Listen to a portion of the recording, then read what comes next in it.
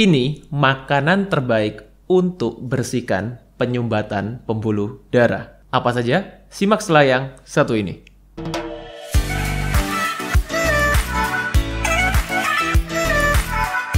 Oke, jadi sebelum masuk ke materinya, saya akan intro dulu, saya perkenalkan dulu yang ada di meja ini. Healthy Cook. Jadi Healthy Cook ini adalah provider makanan sehat yang berdomisili di Surabaya.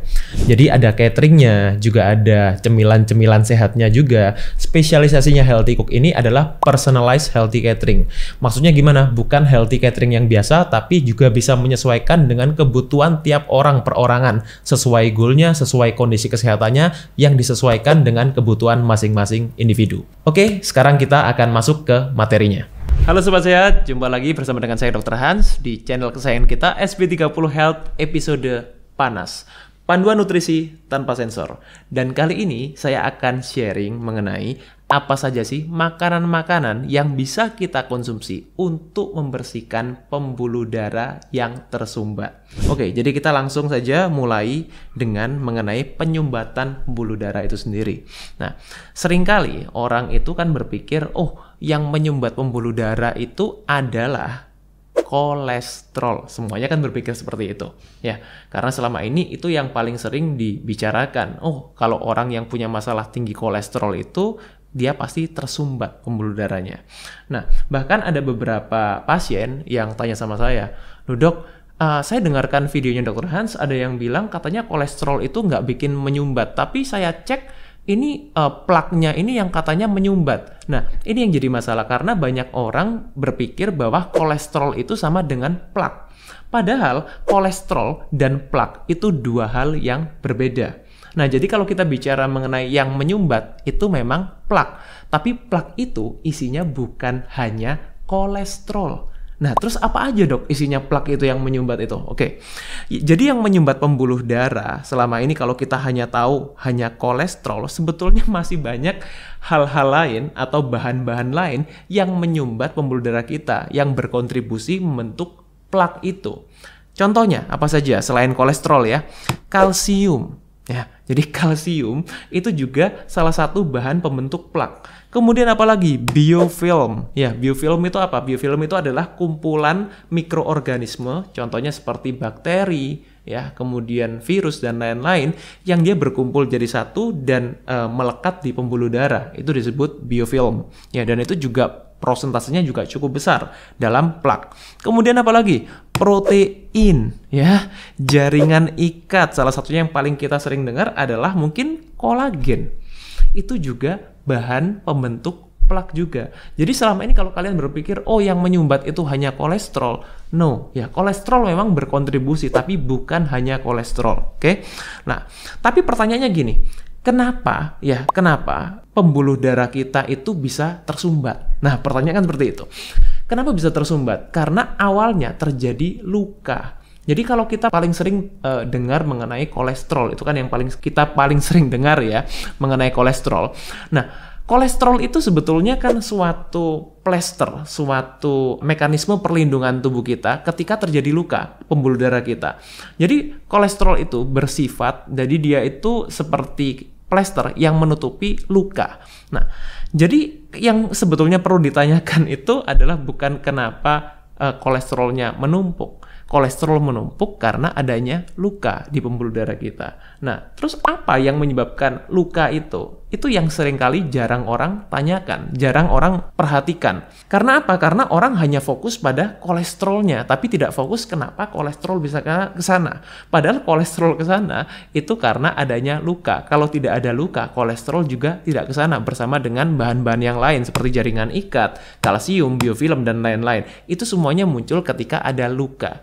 Jadi sebetulnya pertanyaan yang lebih tepat adalah apa yang menyebabkan pembuluh darah kita itu luka?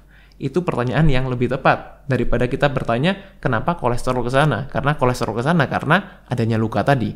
Nah, jadi hal yang paling sering pertama kali penyebab luka itu adalah radikal bebas. sudah sering dengar ya, radikal bebas. Ini yang menyebabkan stres oksidatif ya, menyebabkan oksidasi di pembuluh darah kita. Jadi oksidasi itu sama seperti pembuluh darah kita berkarat ya, terjadi korosi di pembuluh darah kita. Kemudian yang kedua adalah radang, dan radang ini adalah segala sesuatu yang mengawali banyak masalah-masalah kesehatan, banyak masalah-masalah penyakit di manusia. Hampir semua penyakit itu diawali oleh kondisi radang atau inflamasi. Nah, jadi sekarang kalau kita tanya, apa dok yang menyebabkan radikal bebas radang? Ya tentunya pola hidup kita, ya pola makan, ya pola makan yang apa? Yang tinggi gula, pola makan yang tinggi omega 6, pola makan seperti junk food, kemudian asap rokok, polusi, ya bahan-bahan pengawet, bahan-bahan perasa buatan, ya bahan-bahan kimia sintetis dan lain-lain. Itu semuanya yang menyebabkan peradangan, yang menyebabkan tingginya radikal bebas, yang menyebabkan oksidasi di pembuluh darah kita. Itu penyebabnya, ya. Nah, masalahnya sekarang kalau sudah terlanjur, lalu gimana dok? Oke, jadi di sini that's why kenapa saya buat video ini untuk membantu sobat sehat yang sudah punya masalah ini lalu ingin membersihkan pembuluh darahnya, ya. Ada beberapa nutrisi yang perlu diperhatikan dan ini sangat-sangat penting untuk membersihkan pembuluh darah. Yang pertama ya, adalah vitamin K2. Nah, vitamin K2 ini tidak hanya bisa didapatkan dari suplemen. Dan apa sih manfaat vitamin K2? Vitamin K2 ini fungsinya untuk memobilisasi kalsium. Nah, banyak orang yang berpikir, oh saya kekurangan kalsium. Bukan, sebetulnya bukan kekurangan kalsium. Justru masih ingat kan yang tadi saya katakan mengenai apa saja pembentuk plak? Salah satunya adalah kalsium. Nah, kalau kalsium ini tidak dimobilisasi dengan baik, terutama kalau kita konsumsi vitamin D dalam dosis yang tinggi, ini kan meningkatkan penyerapan kalsium dalam tubuh kita. Itu sebabnya saya selalu sarankan untuk pasien yang konsumsi vitamin D tinggi, di mana itu juga sebetulnya sangat diperlukan, itu perlu diimbangi dengan tambahan vitamin K2 untuk memobilisasi kalsium yang meningkat di dalam tubuh kita. Nah, dimobilisasi di mana? Di jaringan-jaringan yang membutuhkan, jaringan keras seperti tulang, ya, gigi, itu kan memerlukan vitamin K2. Tapi kalau tidak dimobilisasi, itu bisa menyebabkan kalsiumnya berada di tempat yang tidak seharusnya. Contohnya salah satu adalah di pembuluh darah. Itu sebabnya kita perlu konsumsi vitamin K2. Dapat dari mana aja dok? Bisa kita dapatkan dari tempe, ya, kemudian keju, tapi di keju-keju yang keras, ya, atau istilahnya biasanya kalau kita sebutkan itu hard cheese. Contohnya seperti keju parmesan, ya, keju edam, itu juga beberapa keju-keju yang fresh, ya, bukan keju yang diproses atau keju olahan, bukan, ya. Kemudian apalagi netto, ya, netto itu sepertinya juga sudah pernah saya bahas juga di video saya sebelumnya. Itu sumber alami vitamin K2. Yang selanjutnya adalah vitamin C. Ada sebuah penelitian ya, yang menyatakan bahwa ada korelasi yang sangat erat antara bakteri yang terdapat di jaringan mulut kita, terutama di jaringan periodontal, itu adalah jaringan lunak, dengan bakteri yang ada di jantung, di pembuluh darah jantung. Itu sangat berhubungan. Ada beberapa penelitian yang mungkin kalau sobat saya tertarik akan saya sertakan nanti di description. Ya, penelitian itu menunjukkan bahwa bakteri di periodontal, orang-orang yang punya masalah periodontal atau punya masalah seperti masalah di gusi, itu yang paling sering gusi berdarah, kemudian dan lain-lain yang di jaringan gusi, itu sangat berkaitan dengan masalah jantung. Nah, itu sebabnya kita perlu konsumsi vitamin C, ya. Karena apa? Karena vitamin C, ya, kita semua tahu ya, untuk melindungi jaringan periodontal, kemudian juga untuk meningkatkan, untuk menjaga permeabilitas, ya, di pembuluh darah kita juga. Itu peran vitamin C sangat tinggi. Nah, vitamin C itu kita bisa dapatkan dari mana saja. Yang paling simpel, dapatkan bukan dari minuman-minuman yang kalian dapatkan di rak-rak supermarket itu, bukan, ya. Yang paling simpel adalah dapat dari sayuran hijau. Ya, kalau kalian rajin konsumsi sayuran hijau, brokoli, sawi, bayam, kemudian kale, asparagus, segala macam sayur-sayuran yang hijau itu tinggi vitamin C. Apalagi dok, buah golongan sitrus. Contohnya seperti apa? Lemon, jeruk, kemudian apalagi ya jeruk nipis, ya, itu buah-buah golongan sitrus. Kemudian buah golongan berry, blueberry, blackberry, strawberry, mulberry, anything, ya, itu juga tinggi vitamin C.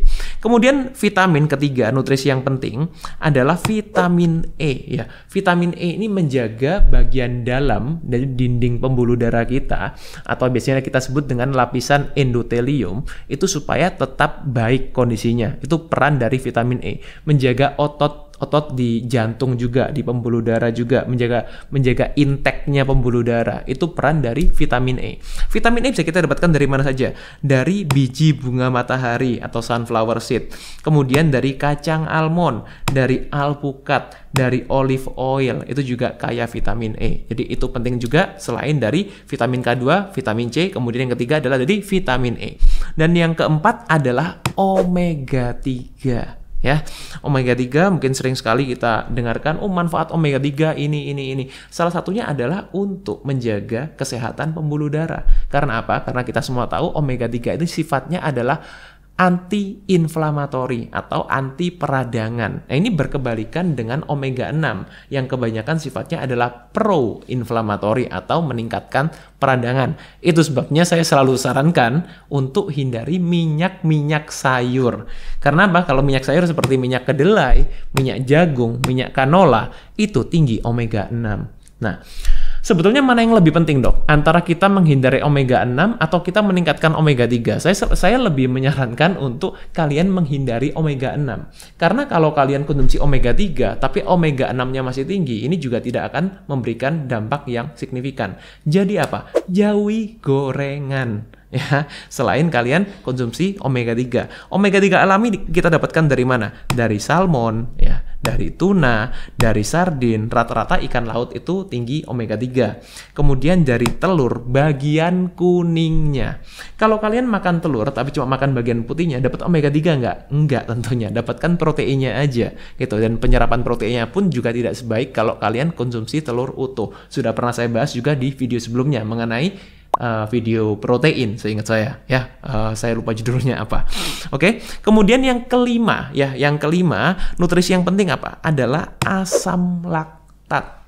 Nah, asam laktat ini kita bisa dapatkan dari mana? Yang paling baik ini asam laktat ini adalah kumpulan dari bakteri ya, jadi bakteri asam laktat. Yang paling simpel kita dapatkan dari golongan-golongan makanan yang sudah difermentasi. Tuh, ya, atau yang misalnya kita sebut dengan probiotik. Contohnya apa, Dok? Sauerkraut. Ya, sauerkraut itu adalah kubis yang sudah difermentasi. Jadi sauerkraut ini bisa saya katakan sebagai salah satu superfood ya, yang untuk melindungi atau membersihkan pembuluh darah. Kenapa? Karena sauerkraut ini juga mengandung vitamin C, juga mengandung vitamin K2.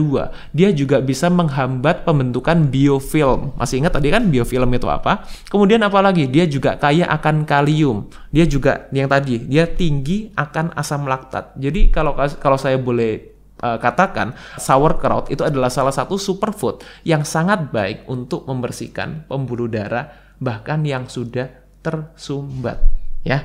Kemudian apa lagi? Kimchi ya, kayaknya yang buat pecinta Korea sudah tahu semuanya kan apa itu kimchi ya. Kemudian juga keju, itu juga dia tinggi asam laktat, terutama keju-keju yang sudah usianya sudah bertahun-tahun atau biasanya kalau kita sebut aged cheese ya, aged cheese. Jadi keju yang usianya sudah bertahun-tahun, keju yang keras, itu juga dia tinggi asam laktat karena juga mengandung probiotik keju-keju ini. Sekali lagi bukan keju olahan atau mungkin biskuit rasa keju, itu dua hal yang berbeda ya. Jadi semoga Sobat Sehat lebih paham sekarang apa saja nutrisi yang penting untuk membersihkan pembuluh darah beserta dengan makanan-makanan yang sudah saya sebutkan di sini, contoh-contoh makanan real foodnya ya. Kalau Sobat Sehat memang lebih prefer untuk konsumsi makanan-makanan alami, tapi kalau memang mau yang lebih simple, yang seperti kita dapatkan dari suplemen, itu juga bisa saja, asal jangan lupa pilih suplemen yang baik karena tidak semua suplemen itu sama. Kalau kalian tidak bisa baca label ingredients dari suplemen, jangan cuma dilihat dosisnya ya, karena dosis yang lebih tinggi itu belum tentu lebih baik. Karena itu konsultasikan dulu ke dokter ya untuk mendapatkan dosis sesuai yang Anda butuhkan. Ya, semoga video ini bermanfaat buat Sobat Sehat yang ingin mendengarkan yang versi podcast Bincang-Bincang Sehat. Bisa cek di channel saya dan Dr. Sung di 3H Hidup Happy Healthy. Semoga bermanfaat, stay fit and stay healthy. Dan kali ini saya akan sharing mengenai apa saja sih makanan-makanan yang bisa kita konsumsi untuk membersihkan pembuluh darah yang tersumbat. Seringkali orang itu kan berpikir, oh yang menyumbat pembuluh darah itu adalah kolesterol. Semuanya kan berpikir seperti itu. Ya, karena banyak orang berpikir bahwa kolesterol itu sama dengan plak. Padahal kolesterol dan plak itu dua hal yang berbeda. Kenapa? Ya, kenapa pembuluh darah kita itu bisa tersumbat? Nah, pertanyaan kan seperti itu. Kenapa bisa tersumbat? Karena awalnya terjadi luka. Ada beberapa nutrisi yang perlu diperhatikan dan ini sangat-sangat penting untuk membersihkan pembuluh darah. Yang pertama,